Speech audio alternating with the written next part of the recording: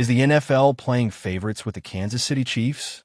Or is this just a case of bad optics gone wild? Rashee Rice's delayed suspension has fans screaming, "Chiefs privilege." Conspiracy theories are flying, and the NFL's credibility is once again under the microscope. Today, we're going deep, like 30 minutes deep, into this story. Buckle up. Mention Rice's guilty plea, the scheduled September 30th hearing, and the fact he's going to play in 4 big games before discipline even lands. Tease the big questions. Is this fair? How does this compare to other suspensions? And is the NFL really playing chess with its most marketable team? Section 1. The backstory of Rashee Rice. Who is Rashee Rice? Rising Chief star, breakout rookie season, potential WR1 in an offense led by Mahomes. Break down the March 2024 incident, a street racing crash in Dallas involving Rice's Lamborghini, multiple cars, and people injured. Add detail. Body cam footage later leaked, showing chaos at the scene. Rice fled but turned himself in the next day. Legal outcome. Guilty plea to 2 third-degree felonies, probation plus 30 days jail, can be served anytime within 5 years. Context. NFL's personal conduct policy has come down hard on players for far less serious issues. Engagement prompt. Quick question for you. If this was a wide receiver on a small market team, say the Jacksonville Jaguars, do you think he'd still be suiting up week 1? Drop your thoughts in the comments. Section 2. How the NFL normally handles discipline. Explain the policy. NFL usually waits for criminal cases to wrap before handing down punishment. But here's the wrinkle. Other players in similar or lesser cases have been disciplined quickly. Example, Jordan Addison, Vikings WR, pled guilty to misdemeanor reckless driving, got a 3-game suspension almost immediately. Contrast Rice, more serious charge but delayed hearing. Explain who's in charge. Judge Sue L. Robinson, former federal judge, now an NFL disciplinary officer. She wasn't available until September 30th. Comment on optics. It looks like stalling to benefit the Chiefs, even if it's just scheduling. Anecdote. Back in 2015, Tom Brady's Deflategate suspension dragged through court for over a year before resolution. Fans called it trial by optics. The NFL hasn't exactly built trust with how inconsistently they handle discipline. Section 3. Why the conspiracy theories blew up. Timing is everything. Rice is available for Week 1 in Brazil, NFL's big international showcase. Week 2 and 3 primetime matchups. Week 4, another spotlight game. Fans say, convenient, huh?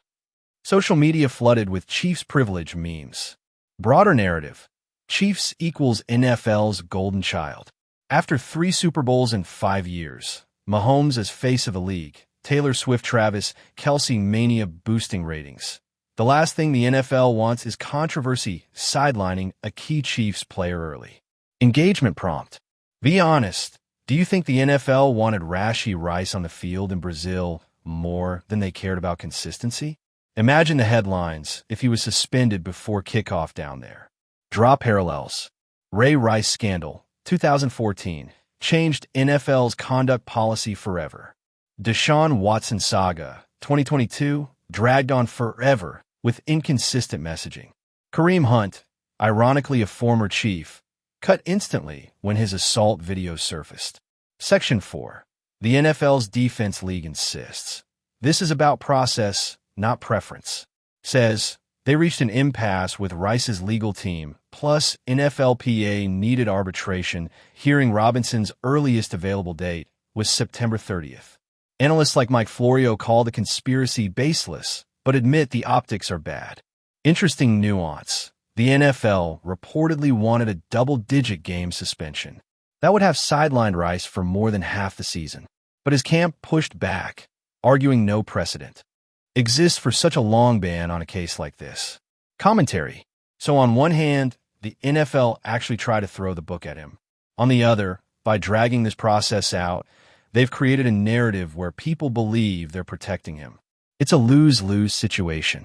Section 5. Why fans feel unequal treatment. Contrast Rice's case with Jordan Addison again. Talk about Calvin Ridley, suspended a full season for betting $1,500 on games. while Rice is still suiting up after a felony plea. Fans see hypocrisy. Betting gets you a year, crashing a Lumbo gets you Brazil primetime. Mention smaller market bias. Vikings, Jaguars, Browns players historically get faster, harsher suspensions. Chiefs. Delayed justice. Engagement prompt. What's worse in your opinion? Sports betting as a player or reckless driving that injures people? And which one should get the heavier punishment? Section 6. Big picture and speculation. What if the NFL is unintentionally creating perverse incentives? Teams with star power, big markets, or big TV games seem to get favorable timing. Hypothetical. Imagine if Mahomes himself were involved. How quickly, or not, would punishment come? Broader question. Should the NFL outsource discipline entirely to an independent body, instead of this judge-by-availability system? Tied to other trending stories. The NBA faced similar criticism with John Morant's gun incidents. League balancing discipline versus star power. MLB with Shohei Ohtani's gambling scandal. How quickly they acted to protect the face of baseball. Wrap up. Rashee Rice is playing at least 4 weeks before his fate is decided. The NFL swears it's just scheduling. Fans say it's favoritism. Ask big question. Does the NFL need a total overhaul of how they handle discipline?